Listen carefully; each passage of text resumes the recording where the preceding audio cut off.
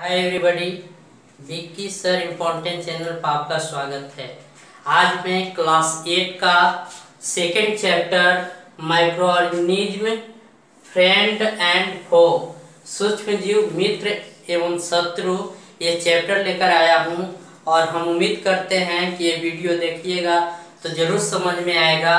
अगर समझ में आए तो सब्सक्राइब करना न भूलिएगा। और चलिए शुरू करते हैं। मैं आज का चैप्टर सूक्ष्म जीव जो होता है वो मित्र है या शत्रु, इसके बारे में हम डिस्कशन करेंगे। तो सबसे पहले जो ये सूक्ष्म जीव है, पहले ये समझेंगे क्या कि सूक्ष्म जीव होता क्या है, सूक्ष्म जीव कहते किसको है, माइक्रो ऑर्गेनिज्म क्या है। तो वैसे जीव जिसे हम खुली आंखों से, नंगी आंखों से नहीं देख सकते, जिसको देखने के लिए माइक्रोस्कोप की आवश्यकता होती है। किसकी आवश्यकता होती है? माइक्रोस्कोप की। माइक्रोस्कोप यानी सूक्ष्मदर्शी की आवश्यकता होती है, उसे हम सूक्ष्म जीव कहते हैं। सूक्ष्म जीव के अंतर्गत हमारा बैक्टीरिया, वायरस, फंगी, प्रोटोजोआ और एल्गी आता है, यानी जीवाणु, विषाणु, कवक, प्रोटोजोआ और शैवाल है।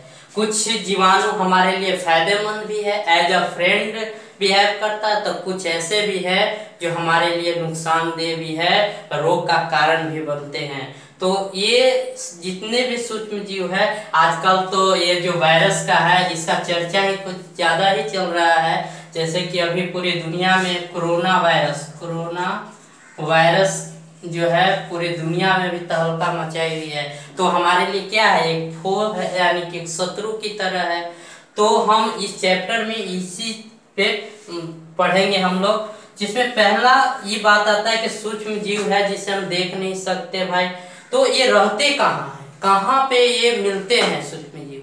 तो सूक्ष्म जीव जो है वो हर जगह है। ऐसा नहीं कि सूक्ष्म जीव कहीं नहीं है, मगर जहाँ आर्द्रता है, जहाँ नमी है, वहाँ ज्यादातर सूक्ष्म जीव देखने को मिलते हैं। या जहाँ पे वेस्ट कचरा फेंक देते हैं, वहाँ पे भी जीवाणु विषाणु का जो वर्चस्व है वो ज्यादा हो जाता है। तो सूक्ष्म जीव जो है वो सभी जगह है, और यही कारण है कि आज पूरी दुनिया में ये तहलका मचाई हुई है। अगर सभी जगह नहीं होता, नहीं फैलता, परंतु एक इसमें से है एक विषाणु, जिसको ये सब सूक्ष्म जीव से ये अलग होता है। ये हमेशा परपोषी में रहता है, यानी कि जो हेटेरोट्रॉप्स होते हैं उसमें ही ये दूसरे माध्यम से होता है, क्योंकि ये एज अ निर्जीव की तरह होते हैं। मगर जैसे ही ये लिविंग थिंग में समाहित होते हैं, जाते हैं, तो ये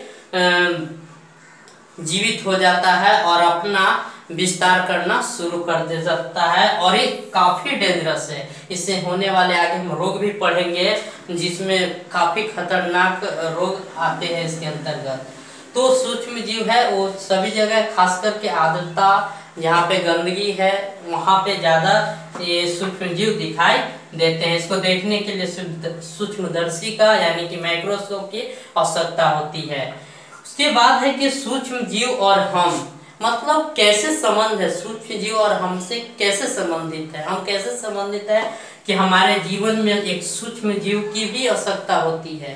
तो इसमें बहुत सारा है। आजकल जो इंडस्ट्रियलाइजेशन है, जो वाणिज्यीकरण अगर हम कहें, तो उसमें बहुत सारे, जैसे शराब अगर बनती है तो उसमें से सूक्ष्म जीव, ब्रेड बनता है उसमें भी है, जिलेबी आप जो खाते हैं उसमें भी सूक्ष्म जीव का इस्तेमाल होता है। तो कहीं ना कहीं, या हम जो प्रभावित हो रहे हैं, बहुत सारे डिजीज हमारे अंदर आ रहा है, तो उसका भी रीजन सूक्ष्म जीव है किसी न किसी माध्यम से।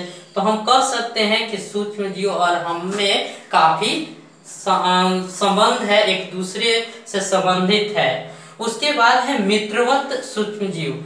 दो तरह का, एक होता है हानिकारक और एक होता है मित्रवत। तो बहुत सारे ऐसे सूक्ष्म जीव है जो हमारे लिए फायदेमंद है। जैसे अगर हम बात करें लैक्टोबैसिलस की, एक लैक्टोबैसिलस एक ऐसा जीवाणु है जो दूध को दही में कन्वर्ट करता है। अगर ये नहीं होता तो हम जो दही खाते हैं वो नहीं खा पाते, तो ये कहीं ना कहीं हमारे लिए फायदेमंद है।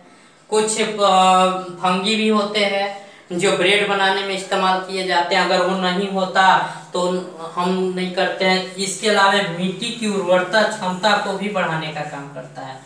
जो बहुत सारे ऐसे सूक्ष्म जीव है जो मिट्टी की उर्वरता को बढ़ा रहा है, उसके जो उपजाऊ क्षमता है उसको इंक्रीज कर रहा है। तो उस तरह हम कह सकते हैं कि वो जो हमको मदद कर रहा है हमारे जीवन में, उसका अहम भूमिका है, जिससे हमारा जीवन ग्रोथ हो रहा है। तो हम कह सकते हैं कि वो कैसे सूक्ष्म जीव है। यहाँ तक कि एक केचुआ भी एक कीड़ा है, तो वो भी एक मित्र की तरह, इसीलिए उसे किसानों का मित्र भी कहा जाता है। तो वो मित्रवत सूक्ष्म जीव के अंतर्गत आते हैं। उसके बाद सूक्ष्म जीव का वाणिज्यिक उद्योग, यानी कि सूक्ष्म जीव का जो हमारे आजकल इंडस्ट्री में, उद्योग में बहुत इस्तेमाल हो रहा है। चाहे वह दवा मेडिसिन तैयार करने में हो, जैसे 1978 में एडवर्ड जेनर ने भी टीका बनाया था, तो वो कहीं ना कहीं उस सूक्ष्म जीव का उपयोग हुआ। या बहुत ऐसी दवाएं हैं जो तैयार की जा रही है, तो ये सूक्ष्म जीव का वाणिज्यिक। इसके अलावा सूक्ष्म जीव का शराब बनाने में, अल्कोहल बनाने, प्राचीन काल से ही हम लोग आ रहे हैं कि पहले के लोग मदिरा पीते थे, तो वो कहीं ना कहीं सूक्ष्म जीव का उसमें अहम भूमिका होता है, तभी वो तैयार होता है। तो ये वाणिज्यिक पर यानी इंडस्ट्री में, उद्योग में भी सूक्ष्म जीव का काफी यूज हो रहा है, काफी उपयोग हो रहा है, तो इसका उपयोग है। उसके अलावा सूक्ष्म जीव का औषधि उपयोग, अभी हमने बताया कि औषधि के रूप में भी इसका बहुत इस्तेमाल हो रहा है। बहुत सारी दवा, एंटीबायोटिक दवा है जिसका निर्माण किया जा रहा है सूक्ष्म जीवों से। बहुत सारे हैं दवा। उसके अलावा टीके, बहुत सारे टीके, आजकल चर्चा जो कोरोना वायरस का हो रहा है, टीका बनाने की पूरी दुनिया में हो रहा है। लोग लगे हुए कई सारे सूक्ष्म जीवों को मिलाकर वो बनाने के प्रयास कर रहे हैं ताकि उसका कोई टीका बने और इस रोग से हम लोग को छुटकारा मिले। तो कहीं ना कहीं औषधि जो है आज बहुत बड़ी भूमिका ये सूक्ष्म जीव हो रहा है। कहा ही जाता है कि लोहा लोहे को काटता है, तो जैसे विषाणु जो है, अगर विषाणु से फैली है अगर रोग, तो उसका उपचार भी विषाणु ही होगा कोई ना कोई, चाहे वो जैसे भी हो। हमारे साइंटिस्ट इस पे काम कर रहे हैं और कहीं ना कहीं उसमें हम लोग की सफलता मिलेगी। तो ये औषधि का उपयोग और सूक्ष्म जीवों में, सूक्ष्म जीवों के द्वारा उसका उपयोग करके औषधि बना कर इसको उपयोग किया जा रहा है इंडस्ट्री लेवल पर। उसके अलावा फिर आते हैं यहाँ पे मिट्टी के। अभी हमने यहाँ पे भी बात किया था कि जो मित्रवत सूक्ष्म जीव है वो मिट्टी के जो हार्मोन है, उसकी ह्यूमस जिसको कहते हैं, वो उसको बढ़ाने का काम करता है।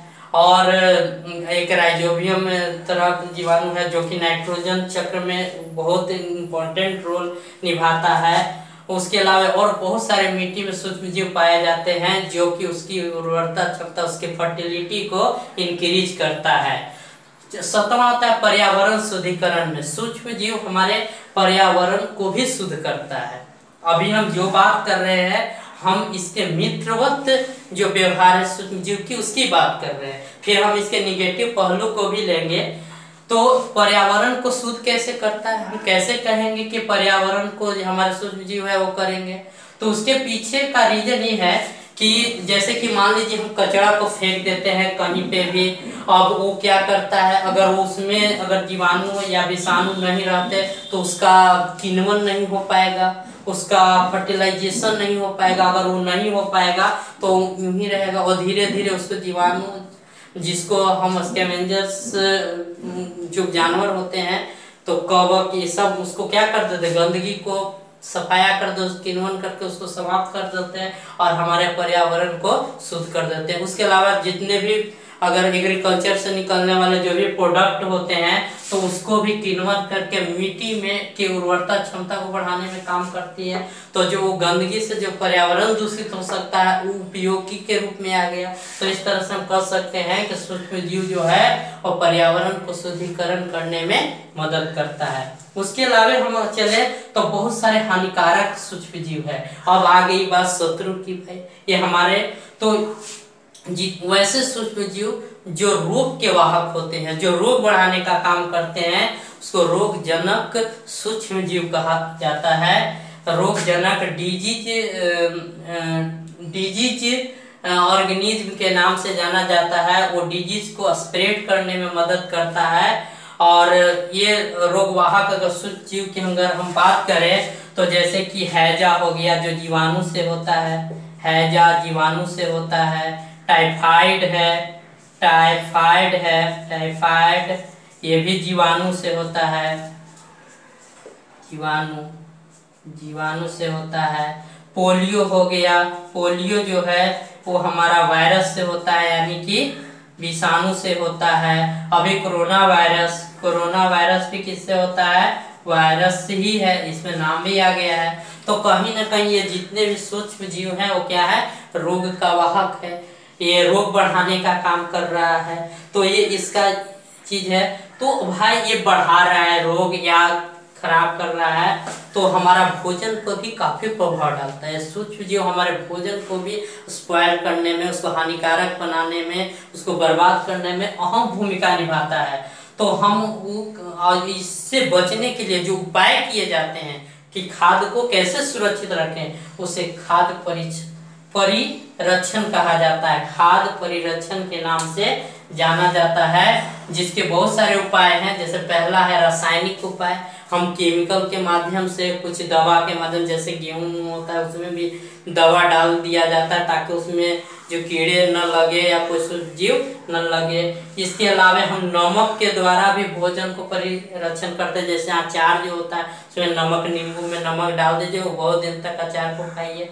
तो नमक द्वारा, चीनी के द्वारा, चीनी का जो घोल बना के उससे भी जो है वो हम खाद्य परिरक्षण का काम करते हैं। उसके अलावा तेल, अगर तेल में भी डुबो के, ज्यादातर अचार जो होता है हमारा है तो पिकल्स जिसको बोलते हैं, तो वो सारे जो है तेल में डुबोया जाता है ताकि वो ज्यादा दिन तक रहे और जल्दी खराब ना हो। उसके अलावा गर्म एवं ठंडा करके भी भोजन को सुरक्षित, गर्म ठंडा, जैसे कि हमारे जो पाश्चीकरण आप लोग जानते होंगे, लुईस पाश्चर ने एक मेथड दिया था जिसमें दूध या कोई भी लिक्विड चीज को गर्म करके और तुरंत मतलब 37 डिग्री सी पर गर्म करके फिर उसको ठंडा करने की जो विधि होता है पाश्चीकरण कहलाती है, उस द्वारा भी जो है वो फूड प्रोडक्ट को क्या किया जाता है, परिरक्षण किया जाता है, उसको सुरक्षा प्रदान की जाती है। तो ये मेथड के द्वारा हम भोजन को